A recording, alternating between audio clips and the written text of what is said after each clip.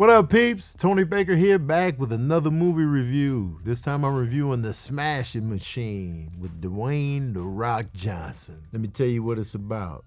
The Smashing Machine is a 2025 American biographical sports drama film written, directed, co-produced, and edited by Benny Safdie, based on the 2002 documentary The Smashing Machine: The Life and Times of Extreme Fighter Mark Kerr. It stars Dwayne Johnson as former amateur wrestler and MMA fighter Mark Kerr, alongside Emily Blunt as Kerr's girlfriend Dawn Staples, with Ryan Bader, Baz Rutten, and Alexander Usyk in supporting roles. For those of you that complain that Dwayne "The Rock" Johnson always plays the same roles, there's a method to that madness. To be a global box office star for action movies, the type of movies that brings in millions of people around the world, action is king, pretty much. Action, sci-fi, fantasy, those are the movies that really generate a lot of money, and they translate well overseas. So The Rock is just like, yo, man, I'm trying to get these #1 hits going. So that whole argument, and most movie stars play the same type of roles all the time. So he's stepping out of that comfort zone and digging deeper. You can see it. You can tell, like, from the trailer. You're like, oh, snap. He looked different. So they got the prosthetic. They made his face look different. And you're like, okay, where we going with this? His voice is different. And that got my attention right away, because I'm all for, like, big stars, you know, getting out of their comfort zone. It's scary to get out your comfort zone and try something else. So I was all for it. The Safdie brothers are known for pretty much uncut gems with Adam Sandler, and they did great with Adam Sandler in that movie. Like, Adam Sandler's performance, I feel like he was robbed of an Oscar nomination for that movie. And so I was like, okay, so that got my interest as well. And so now the fighter Mark Kerr, he was a fighter I'd never heard of until this movie, and I was like, oh, okay. But then when I looked him up, he looked familiar. Like, I had seen him before, but it was just like, oh, okay, so this is like a lesser known fighter in the game, and that's probably why they made the movie, to bring awareness to who Mark Kerr was and like what his story is. Now the movie is very small in terms of the story. It's very like personal and just like, it's not grand. And that's not a knock on the movie at all. It's just very like personal and just like what the fighter went through.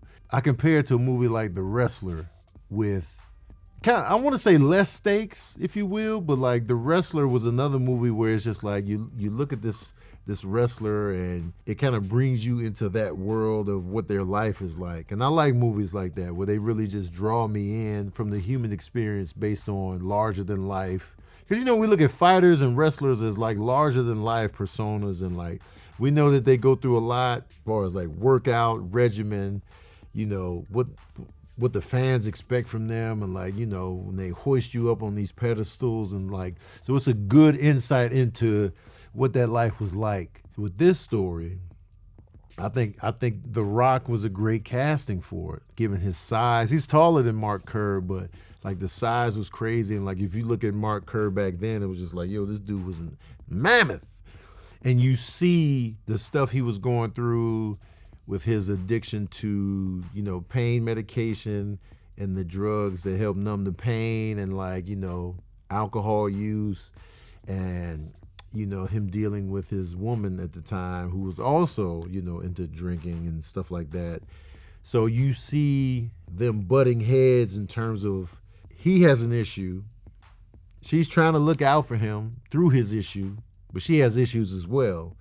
So you got this dynamic of them butting heads and like arguing a lot, and like, so it's very like rooted in like a domestic element there too. So it's not really focused on his full career trajectory. It's not like that type of movie. It's very much like a snapshot through time, a snapshot of what he was battling outside of the ring and how it affected him inside the ring. The dynamic between The Rock and Emily Blunt was compelling. It was just like, yo, the arguments they were having, and like you could see how the fights before his actual fights would affect him in the ring.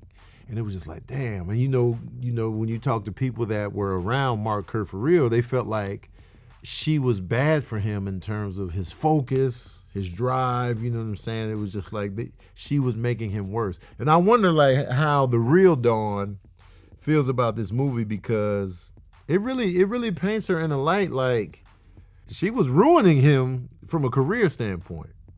And the fights they would have and like the arguments, and then when you flip it, oh, you just hate me, and like you going through this right before a fight. I could see why his team was just like, oh, here we go. And then she's traveling to Japan to support him, and then they're arguing right before the fight, and it's just like, come on, man.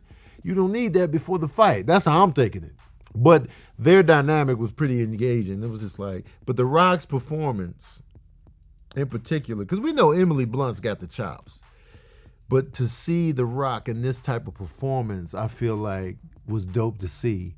And he mentioned something in it within the performance, because it didn't do well at the box office this weekend. It only made $5.9 million. And y'all always be complaining about actors never stepping out of their comfort zone, but when they step out the comfort zone, you don't show up. So don't be sitting there complaining about, man, you playing the same characters. The same characters make money at the box office until they stop making money. But still, like when they step out there and do something different. Where you at? Where you at? But he said this about the box office, and I was like, oh snap, you know what I'm saying? That's pretty dope. He said, so it made $5.9 million. Johnson responded to the opening box office numbers with, in our storytelling world, you can't control box office results. But what I realize you can control is your performance and your commitment to completely disappear and go elsewhere. And I will always run to that opportunity. The truth is, this film has changed my life.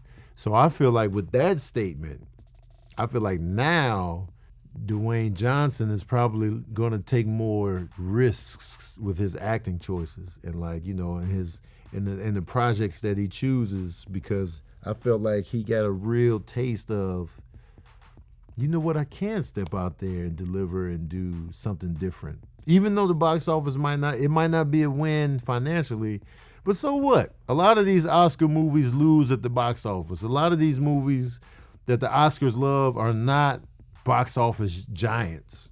Even Daniel Day-Lewis, who was one of the best actors living ever, a lot of his movies didn't do that well at the box office. So I feel like this is a great pivot for Dwayne Johnson. I hope to see more performances like this and more choices like that. But the movie itself, I didn't find myself really like on the edge of my seat for the stakes involved.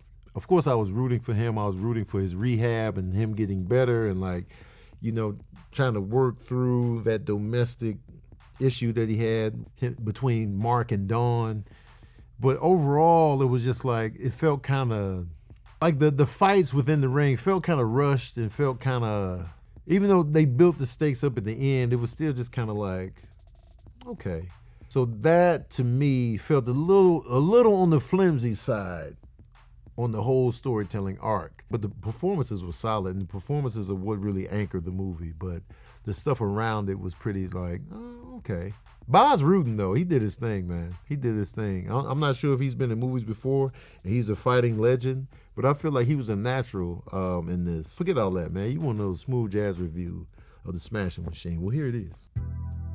Oh, yeah. I'm giving The Smashing Machine 3.5 saxophones out of 5, man. But I'm giving Dwayne Johnson's performance, I'm giving that like a 4.5 out of 5. He really did his thing in this. I thought it was dope. But now, you know, it just makes me want to dig deep into these, you know, fighting videos and like, you know, now I'm a dig deep on Mark Kerr and see what his life was like. Because I really like a good biographical joint, so then you start digging around on the real person and see what they was like. And you want to see what they really look like and sound like. And he kind of sound like it too, so boom, pow.